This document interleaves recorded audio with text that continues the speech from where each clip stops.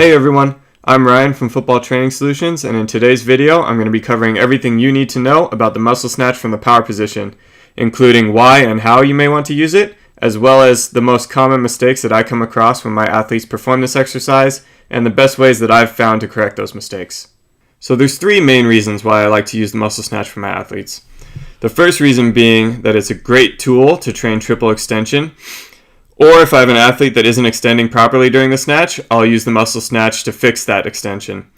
Now by triple extension, as it pertains to the snatch, I just mean the extension of the hips, the knees, and the ankles all at the same time to help get the bar from the hips overhead into the catch position. Now the triple extension is crucial for the sport of football. All the athletes that are running the fastest, jumping the highest, hitting the hardest, they're all able to produce the most force in the quickest amount of time through that triple extension action. So the action that occurs when you're sprinting, that's triple extension. When you're driving off the ground. When you're driving off the ground to jump high, that's triple extension. When you're driving through someone to make a tackle, that's triple extension. When you're driving on a block, that's triple extension. So as you can see, very critical to the sport. That's why we want to train it. That's why we want to train it correctly. Now the second reason I like to use the muscle snatch is because it helps train the athlete to keep the bar close during the pull of the snatch. Now that's important because if you can't keep the bar close, if technique isn't great, then you're not going to be able to add as much weight to that. If you can't add as much weight, you can't increase the amount of force you can produce into the ground, and you can't work on your speed. So it's very important that technique is great. That way when you go on to the power snatch, you're able to keep the bar close, you can keep adding the weight on, and keep improving. The third reason is that there's very little room for error with the muscle snatch. What I mean by this is if you have any small mistake as you're pulling, as you're catching, anything like that, it's going to result in a missed lift. So you have to be very disciplined, you have to have very good technique to be able to complete this lift, and that'll just transfer over into the power snatch from there. Now the muscle snatch in and of itself can't be overloaded too much. So you're looking at maybe 60 or 70% of your power snatch at max, at most, when you're doing your muscle snatch. And that's going to be a slow, tough muscle snatch. So really, the muscle snatch, the reason I use it at all is to be able to move on or to progress into the power snatch after that. So if everything's good at the muscle snatch, then we can move right on to the power snatch. And then we'll really start to train that force production, really start to train that contraction speed from there. Now there are a couple of reasons I use the muscle snatch specifically from the power position. The first reason being for my newer athletes or my freshman athletes who have no idea what a snatch is, it's a great place to start. They don't have to worry about any part of the pull. All they have to think about is extending fully through the bar, keeping the bar close, and catching overhead. The second reason I'll use it is as a regression of either a lower pulling point in the muscle snatch or a regression of the power snatch for my athletes that don't quite have their triple extension down, they're not fully extending, or the bar is getting away from them. I'll pull them back up to the power position and have them go from there. The reason I do that, or the reason I go back to the power position, is because they don't need to pull the bar back up to their hip. It's already there. So there's nowhere they need to think about going except up with the bar. So they can sit there, extend up through the bar, keep the bar close, and catch right overhead. Easy position, no pulling, nothing to think about but the extension. So there's a few different ways I go about programming the muscle snatch from the power position for my athletes. For my freshman athletes or my newer athletes, that'll be their core exercise for the day. So I can't throw them into a power snatch. I can't throw them into a muscle snatch from the floor and expect it to look good, so that'll be it. They'll be doing muscle snatch from the power position, focusing only on getting that full triple extension, keeping the bar close, catching overhead, and I'll usually program that for anywhere between 3 and 5 sets of, I usually stick around 3 reps, but I have gone up as high as 5 reps for that. Now as soon as the extension looks good, bar path looks good, I will go ahead and move down to the high hang muscle snatch, then the low hang muscle snatch from the floor, and then move on to the power snatch from there. It usually only takes 1 to 2 weeks to get pretty proficient and get things looking good from the power position. There will be some problem cases that take a little longer than that, but after about a week or 2, you should be able to move down to lower positions and start getting closer to that power snatch. Now for my older athletes, I like to use the muscle snatch as a movement prep for the power snatch that day. So I'll have them take an empty bar, do a few muscle snatches, add a little bit of weight, do a few muscle snatches.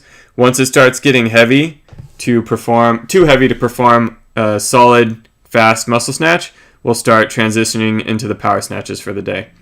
So I'll usually, with an empty bar, maybe 5 reps, add a little bit of weight, come down to 3 reps, and then move on to the power snatches from there. Now, the last case would be if one of my athletes are having trouble getting that full triple extension or having trouble keeping the bar close. I'll add it to a complex for them to work on.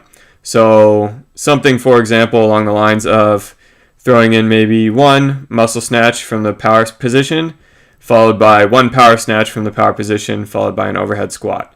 That way they can work on that full extension, work on keeping the bar close. When they move on to the power snatch, that very next rep, it'll look solid, and then they'll do their overhead squat, and that'll be 1 set. So if I'm programming that way, it'll still be about 3 to 5 sets. There will just be 1 muscle snatch from the power position in each one of those sets. Alright, so now I'm going to go through some of the most common mistakes that I see with my athletes when they're performing muscle snatch from the power position. Each video is going to play through twice, once at full speed, once in slow motion, and I will point out the errors along the way. So this first video is going to be bent elbows during the power position, which leads to funny inefficient timing during the triple extension. So we'll watch through, elbows bent. Now the main reason this is an issue comes at the time that triple extension occurs. So triple extension happens right around here. As you can see, my heels are up off the ground, so that's right around where my triple extension happened. When triple extension occurs, the bar should be in the power position, which during the snatch is right around the hip, but instead, during this pull, the bar's already at my chest. So this means that I pulled with my arms the entire time instead of waiting for my legs to generate the force into the bar and have my arms just guide the bar easily up overhead. So now, because I pulled early, this really didn't train triple extension at all. This just trained my arms in some weird upright row type motion.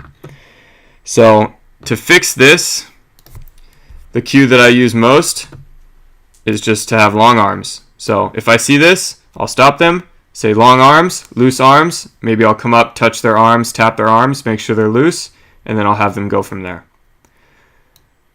So we'll take a look at the next video. So the next issue I see a lot of is hyperextension of the back during the triple extension of the snatch.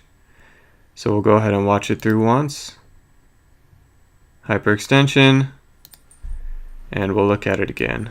As I'm sure you guys saw, as soon as it got time to extend, I threw my head back, eyes towards the ceiling. This is where my triple extension occurs, roughly.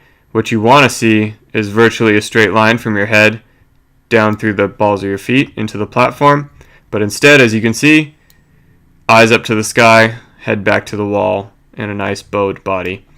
So this is not a good position for your lower back to be in. You do not want to be extending like that with any kind of load.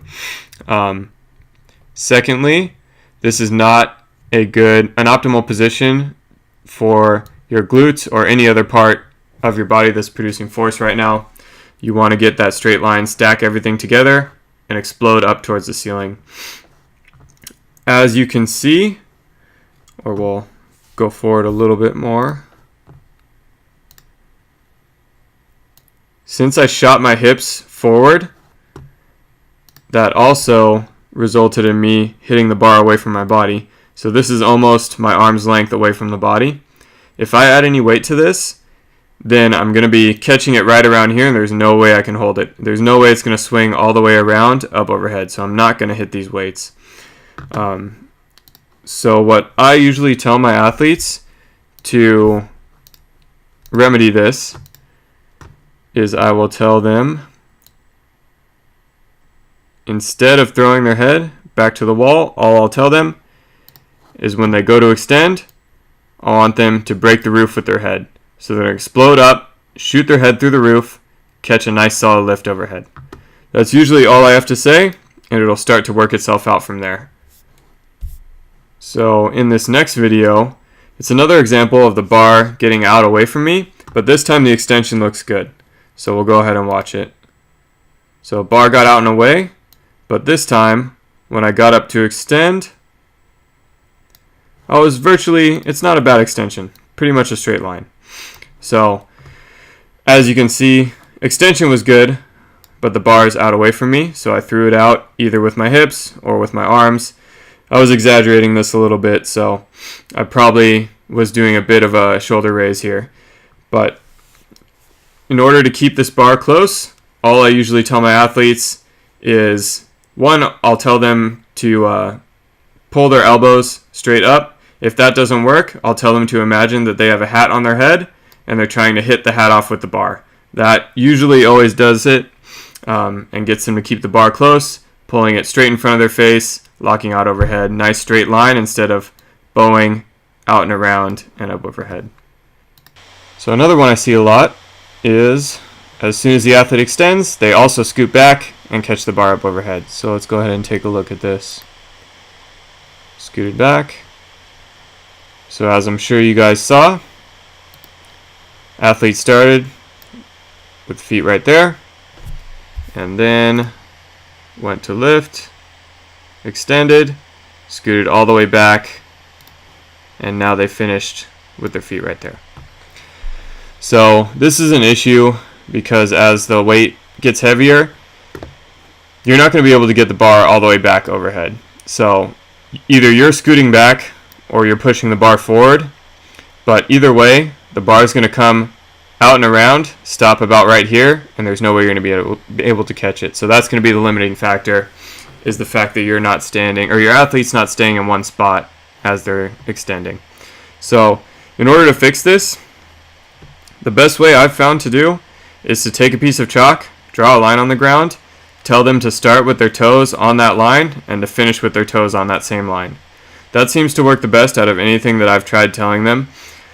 Some things that I've also had some success with was telling them to stay solid into the platform. Again, drive the head straight through the roof, drive down into the ground, push the floor away from them.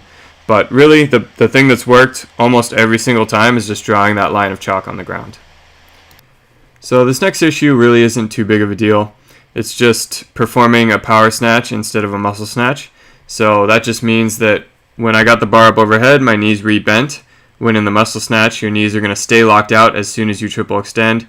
That way you know you used all of your legs to help you get the bar up overhead and you don't need to bring yourself back down under the bar. So we'll go ahead and take a look at this. Triple extension, and then I slightly re-bend my knees right here, as you can see. The reason this usually happens, I've found, is just because there's a little bit too much weight on the bar. So if I just take a little bit of weight off, remind the athlete that they're going to lock out their legs, or they're going to triple extend, and then their legs stay locked out from there, and it usually resolves itself after that. Next, I'm just going to go over some positioning details about the power position. So generally, you want to set up so that your shoulders are either right above the bar or just in front of the bar for the power position. As you'll see in a second, the first setup I do, my shoulders are way behind this bar, and then my last setup,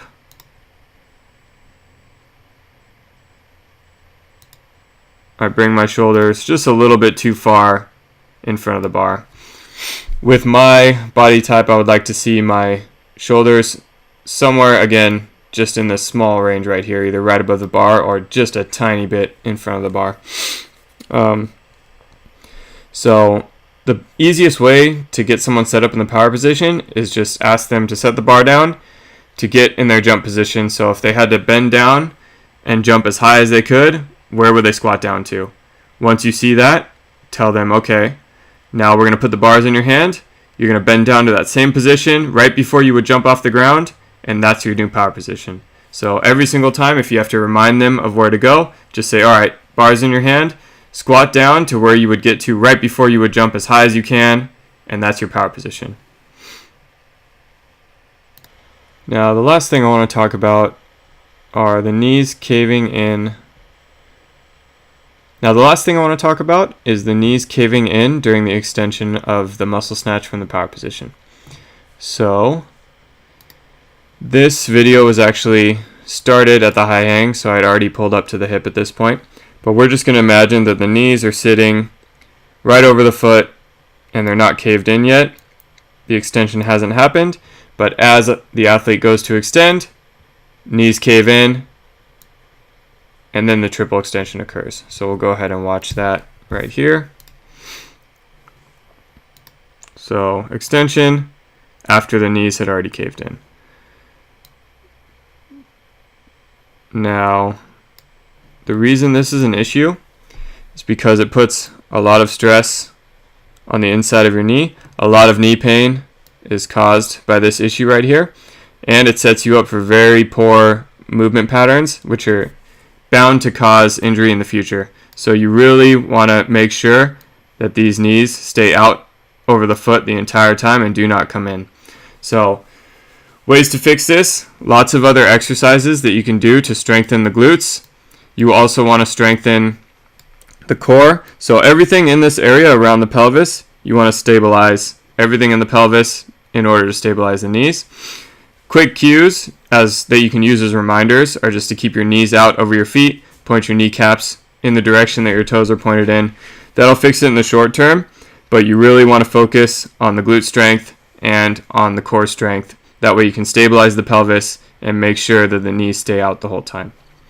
So the next one is very similar and has even more to do with pelvic stability, is the pelvic rotation during the extension.